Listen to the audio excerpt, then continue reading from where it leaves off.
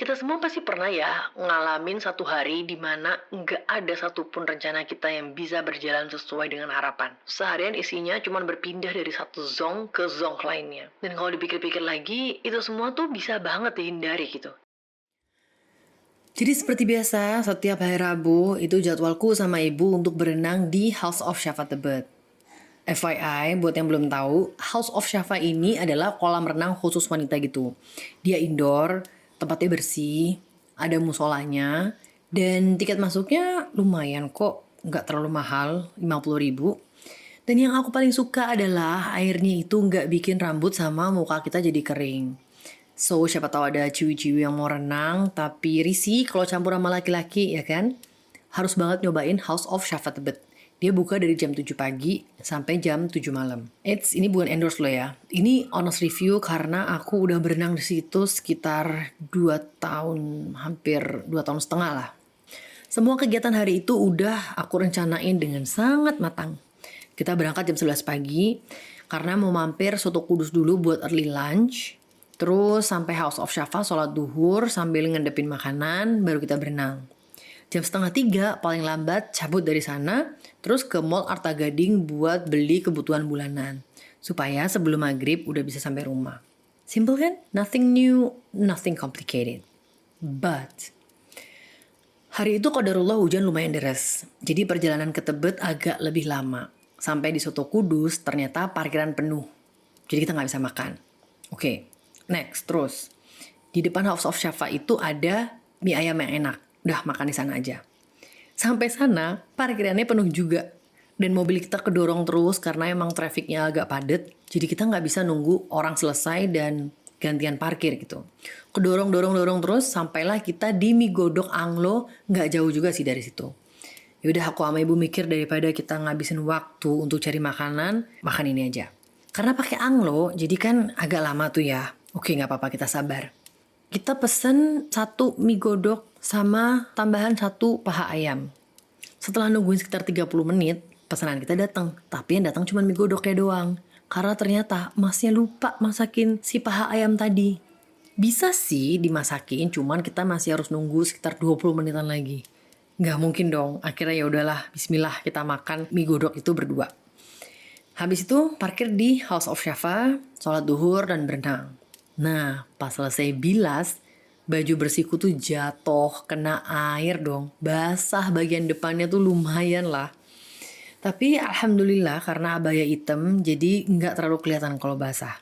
Udah nih, basah-basah aku pakai nyetir ya kan, karena kita harus ke Mall Arta Gading.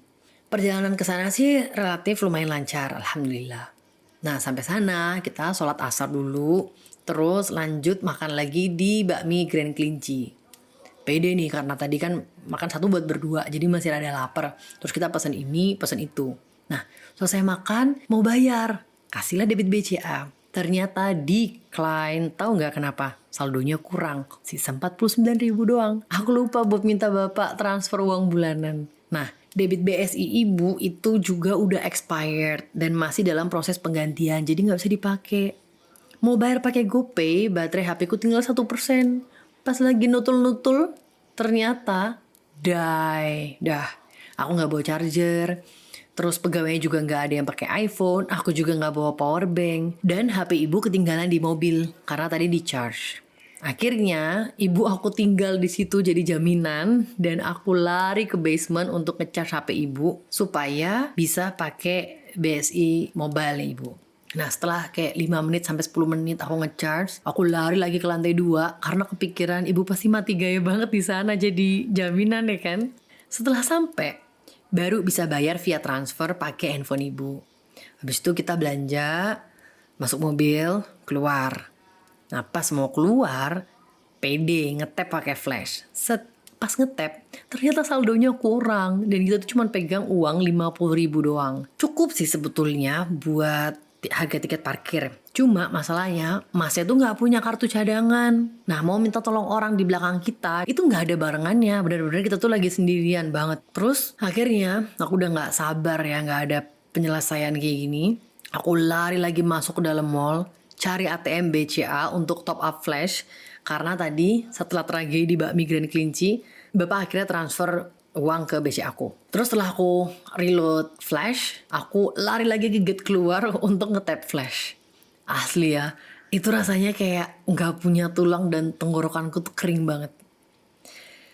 Buat yang kenal aku atau at least udah pernah safar bareng, kejadian yang kayak tadi aku alami itu nggak aku banget loh sebetulnya, or out of my character. Secara aku mau staycation semalam di Jakarta aja tuh harus punya itinerary yang jelas dari awal sampai akhir. Kita semua pasti pernah ya ngalamin satu hari di mana nggak ada satupun rencana kita yang bisa berjalan sesuai dengan harapan. Seharian isinya cuma berpindah dari satu zone ke zone lainnya. Dan kalau dipikir-pikir lagi, itu semua tuh bisa banget dihindari gitu. Karena emang bukan sesuatu yang baru. Nah terus, kira-kira kalau cerita ke orang lain tentang kejadian hari itu, kita bakal bilang apa coba? Wah, kemarin gue apes banget asli. Atau, Kemarin tuh benar-benar hari yang sial banget buat gue. yes, kita seringkali melabeli kegagalan berturut-turut dalam satu waktu yang sama itu sebagai sebuah kesialan. Tapi pernah gak sih kepikir bagaimana Islam memandang konsep sial ini? Because again, as a Muslim, we have to implement Islam as our way of life. Ternyata Islam itu nggak mengenal konsep sial seperti yang kita pahami sekarang.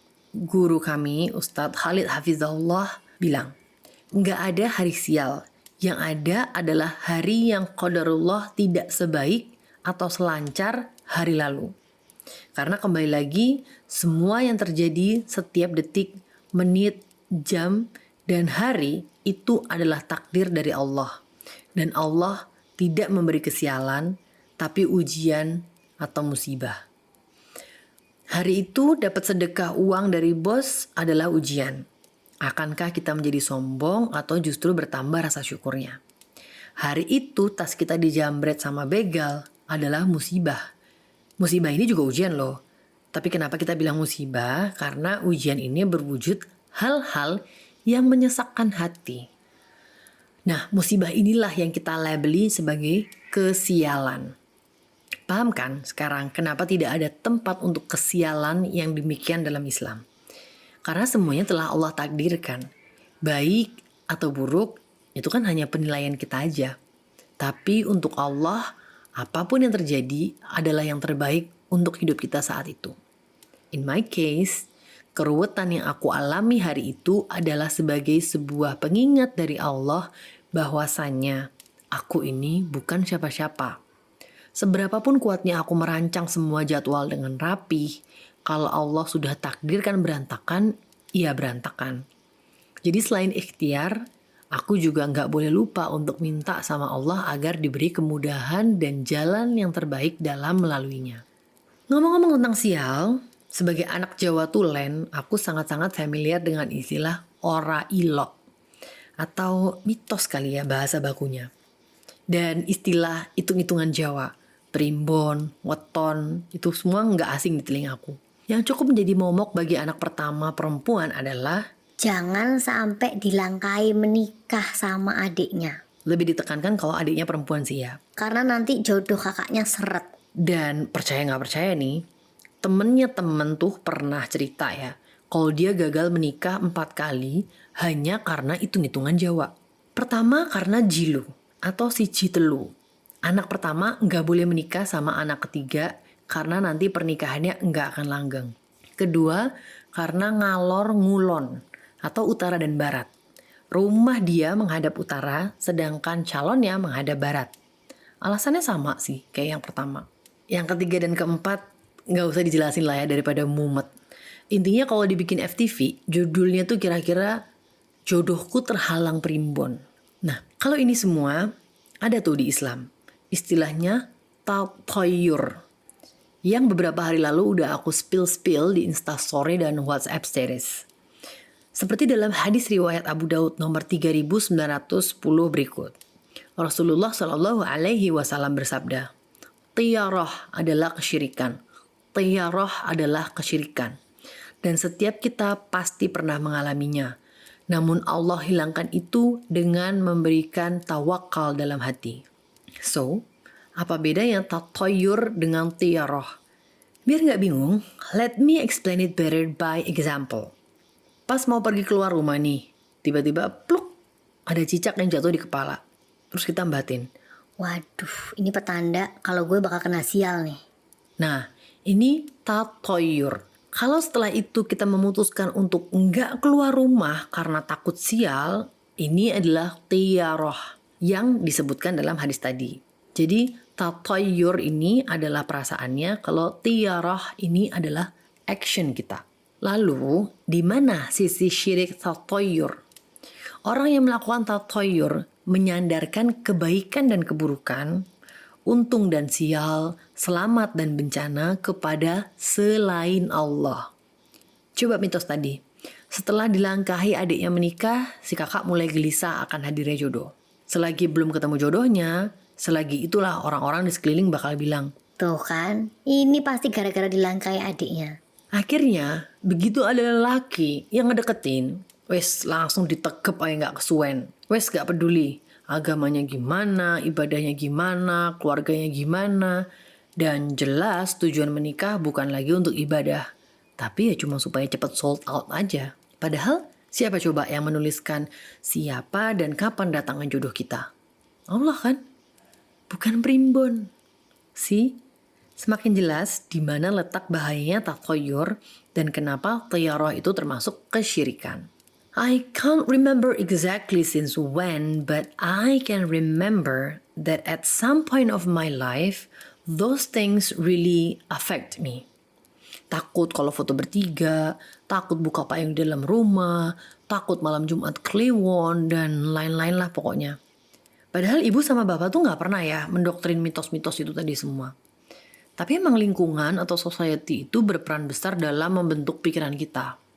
Alhamdulillah setelah pelan-pelan belajar, Allah mudahkan aku untuk sama sekali tidak memikirkan apalagi sampai melakukan mitos-mitos itu semua.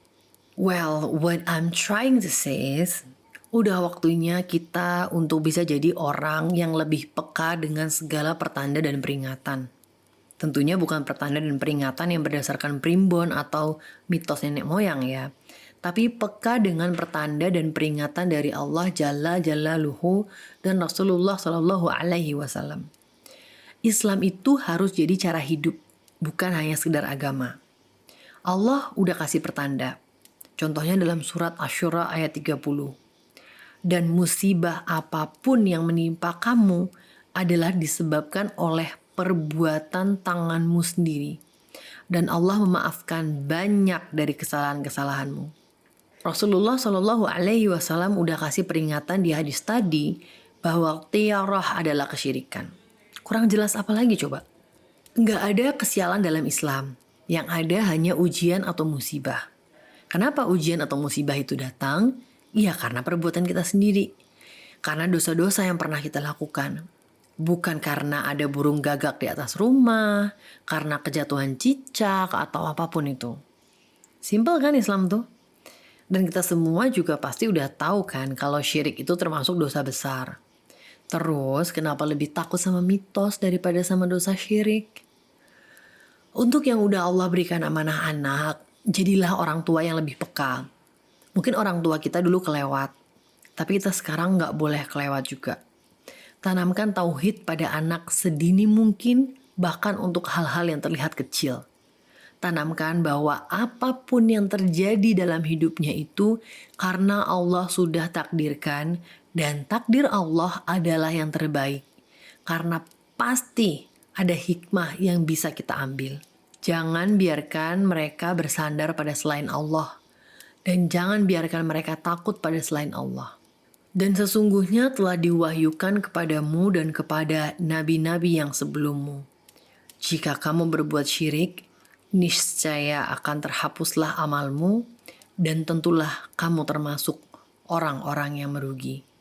Quran Surat Az-Zumar ayat 65.